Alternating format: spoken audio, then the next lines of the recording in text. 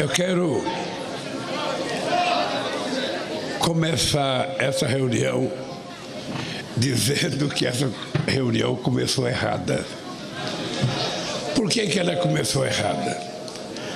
Porque o ideal, na lógica que nós imprimimos nas últimas duas reuniões, é que a gente apresente as coisas que a gente vai apresentar para o Estado.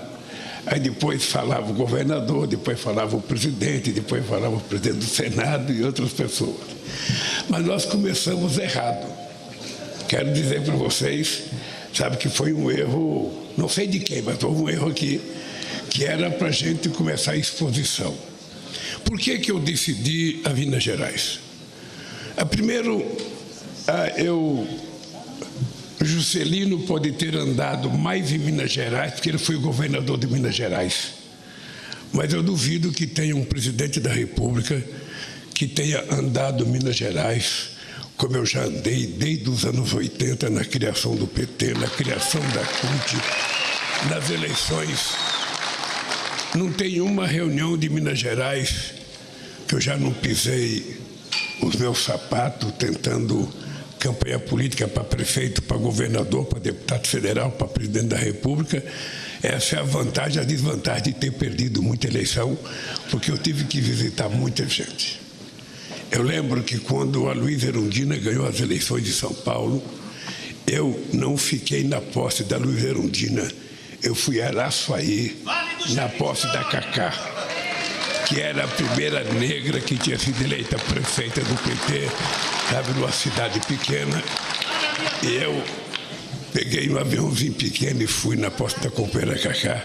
E foi uma cena interessante, porque o prefeito tinha tirado a chave da porta para a gente não entrar na prefeitura. E nós tivemos que quebrar a porta para entrar na prefeitura. Eu também começo dizendo para vocês que em todo estado que eu chego, e falo isso não por arrogância, eu falo isso para provocar vocês a estudarem, a pesquisarem.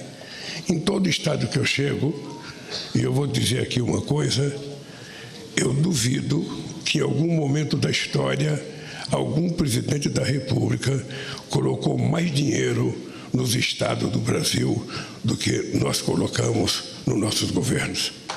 E faço isso por uma coisa muito simples. O que nós vamos anunciar aqui não é uma coisa pensada pelo presidente da República ou pensada pela Casa Civil.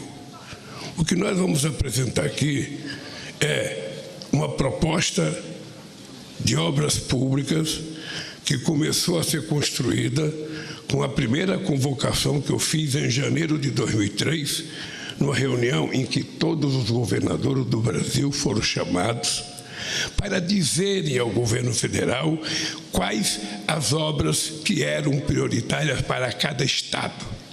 E os 27 governadores compareceram, e os 27 governadores, depois de algum tempo, apresentaram ao governo federal aquilo que era considerada a obra mais importante para os estados. Então, o que tem aqui que nós vamos apresentar de obra de infraestrutura, tem o dedo do governador e do povo de Minas, tem o dedo do prefeito Fuab e tem o dedo, talvez, de muitos parlamentares aqui. E por que nós resolvemos fazer isso? Porque no Brasil nós não temos o hábito de ter continuidade nas obras de um governo para o outro. O problema no Brasil é que todo governante que entra, ele quer fazer a sua marca. E se tiver uma obra importante feita por um outro governo, ele para, sem nenhum pudor. Ele para e vai fazer a dele, porque ele quer a marca dele. A marca dele não é a melhoria da qualidade da vida do povo do Estado, mas é o seu viaduto, é a sua ponte, é a sua estrada.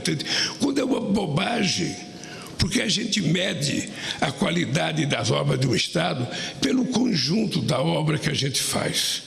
E é por isso que eu estou aqui muito à vontade para dizer o que a gente vai anunciar não é um pensamento do governo federal, é o resultado do compartilhamento de uma política pública civilizatória que nós resolvemos adotar no país, porque o papel do presidente da República não é ficar preocupado a que partido pertence o governador, mas é ficar preocupado com o povo do Estado que elegeu o seu governador. Essa é a primeira coisa para ficar muito claro. Eu já tive com muitos governadores de Minas Gerais, muitos governadores, sabe? E o último foi o companheiro Aécio, que governou esse estado 8 anos do PSDB, depois do Pimentel. E a gente não faz diferença de tratamento nem para governador, nem para prefeito. Todas as políticas de saúde que nós vamos apresentar, todas as políticas de educação que nós vamos apresentar, todos os programas que nós vamos apresentar aqui foram compartilhados, ou com o governo ou com prefeitos. Porque o que nós queremos é que as obras sejam resultados do compartilhamento das necessidades das cidades e não uma invenção do presidente da República. Quando a gente age assim, a gente não governa. Sabe por quê? Porque cada ministro quer fazer a sua obra. Cada ministro quer ter a sua fotografia, cada ministro quer inventar uma política pública e no conjunto não acontece nada, acontece um pequeno de poucas coisas. Se eu perguntasse para vocês aqui, para a imprensa, me lembre uma obra de infraestrutura que o governo passado fez aqui no estado de Minas Gerais. Certamente vocês não teriam essa obra, porque ela não existiu. Ela não existiu. Bem, dito isso, eu vou pedir para o companheiro Rui Costa ser o coordenador dessa mesa aqui. O Rui Costa vai falar um pouco do PAC e vai chamar os ministros para explicar em cada área o que vai acontecer. Vocês sabem que nós, ao tomarmos posse, a gente encontrou um país até sem orçamento da União. E o presidente Pacheco disse uma coisa verdadeira. Uma coisa verdadeira, a Câmara e o Senado tiveram a grandeza de aprovar uma PEC da transição, é uma coisa sui generis no mundo. Nunca um presidente começou a governar sem tomar posse, pois nós começamos a governar 2 meses antes de tomar posse, porque nós tivemos que fazer um orçamento inclusive para pagar as dívidas do ex-presidente. Um orçamento para cumprir os compromissos que ele tinha assumido e que não tinha pago. E depois nós fomos reconstruir o país. Foram 187 mil obras paralisadas, inclusive delas, a maioria casas populares que estavam já contratadas e que agora a gente está tentando que fazer novos contratos para retomar essas casas. Vocês não têm noção, são quase 6 mil obras nas escolas que estão sendo agora preparadas para a gente reconstruir, porque os projetos ficaram defasados, porque as empresas não existiam mais e a gente então tem que refazer os contratos, recontratar outras empresas, inclusive fazer os reajustes atualizados dos preços dessas obras.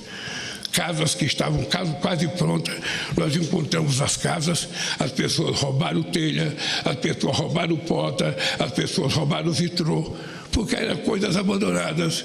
E como as pessoas precisam, as pessoas vão pegando. E nós agora temos que tentar reconstruir tudo isso. Então, o ano de 2023 foi um ano de preparação do terreno. Um ano em que a gente, fez o manejo da terra, a gente não é mais arado, mas a gente arou a terra, a gente preparou, a cova para plantar, colocamos a semente, cobrimos a semente e estamos agora aguando.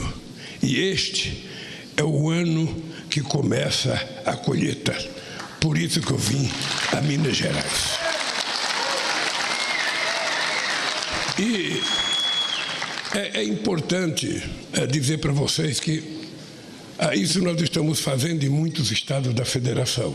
Eu acabei de ir ao Rio de Janeiro, eu acabei de ir ao encontro do governador de São Paulo, e às vezes eu acho engraçado as manchetes dos jornais porque ela não tem nada a ver com a vida real do que acontece. O Lula faz reunião com os governadores bolsonaristas porque o Lula quer dividir. Eu não quero dividir nada. Eu não quero dividir, eu não estou fazendo reunião com o governador, eu estou conversando com o governo do Estado, que foi eleito pelo mesmo povo que me elegeu, pela mesma urna que me elegeu e que tomaram posse e que, portanto, tem que governar. Eu nunca vou pedir para um governador ou um prefeito gostar mais de mim ou gostar menos de mim. Eu já sou casado, está ali a Janjinha, e muito bem casado. O que eu quero é que a gente construa no país uma relação civilizada. Dois políticos podem ser de partidos diferentes, ser de religiões diferentes, torcer aqui em Minas Gerais para times diferentes. Por exemplo, eu sei que a maioria de mineiro é atleticano, mas eu nasci. Mas eu torço por Cruzeiro. Então, veja, é que eu sou. Eu nasci antes da geração Paulo Isidoro, sabe? Eu nasci na seleção do Tostão, do Dirceu Lopes, do Joãozinho, do Natal. Então foi essa geração que me fez conhecer o futebol de Minas Gerais. Então, eu sou de uma turma, depois veio o Atlético, que é aquele timaço, sabe? Mas eu já tinha feito a opção, porque eu vi o Cruzeiro enfiar 5-2 no Santos, com Dorival Mengável, Coutinho, Pelé e Pepe. Então, veja, mesmo o fato de nós torcermos para time diferente, eu e a Janja, por exemplo, ela é flamenguista e eu sou corintiano. Então você veja o sofrimento que eu estou com o meu Corinthians quase no limbo e ela com o Flamengo dela, cheio de coisa, até contratou o Tite. A minha sorte é que o Gabigol perde mais gol do que marca. Então eu estou aí tranquilo. Mas eu estou dizendo isso porque eu já convivi com muita gente. Quando a gente chega a uma certa idade, o que a gente traz superior aos outros é a experiência, é a convivência. Eu já convivi com tanta gente adversária, com tanta gente que não gostava de mim e que eu também não fazia nenhum apreço de gostar. Mas o que eu acho é que a gente precisa ter responsabilidade de relacionamento. Tá? Nós temos um Congresso Nacional em que o meu partido só tem 70 deputados e nós temos 513 deputados. E para aprovar as coisas, nós temos que conversar. Conversar com quem não votou na gente. E nós temos que conversar com relação de respeito, porque as pessoas também não são obrigadas a votarem naquilo que o presidente da República manda. Nem sempre o presidente é o dono da verdade.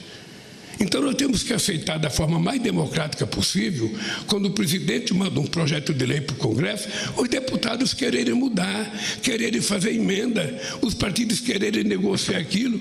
Qual é a diferença nisso? Mas aqui nesse país foi criado que negociar é adotar a política da dano que você recebe. Aqui nesse país se criou a cultura de que quando um partido faz uma emenda numa medida provisória do governo, houve corrupção.